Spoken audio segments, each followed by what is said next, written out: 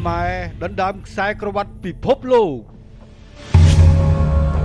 អតីតម្ចាស់ខ្សែក្រវ៉ាត់ ISKA ពិភពលោកជនជាតិអង់គ្លេស Tim Thomas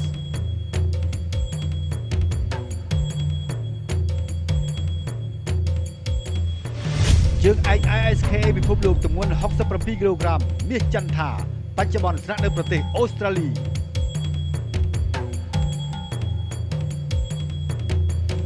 ជើងឯក ISKA នៃចក្រភពអង់គ្លេសនិងអឺរ៉ុប Ben Bowys ម្ចាស់ខ្សែក្រវ៉ាត់ ISKA ពិភពលោកទម្ងន់75គីឡូក្រាម Von Viva ព្រឹត្តិការណ៍ដ៏កក្រើកនេះនឹងកើតមានឡើងនៅក្នុងកម្មវិធីប្រដាល់គុណខ្មែរដណ្ដើមខ្សែក្រវ៉ាត់ពិភពលោកតើ Ben Bowys អាចដណ្ដើមខ្សែក្រវ៉ាត់ពី Von Viva បានទេ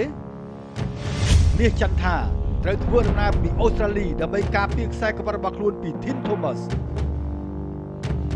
ប្រដាល់គុណខ្មែរដណ្ដើមខ្សែក្រវ៉ាត់ពិភពលោក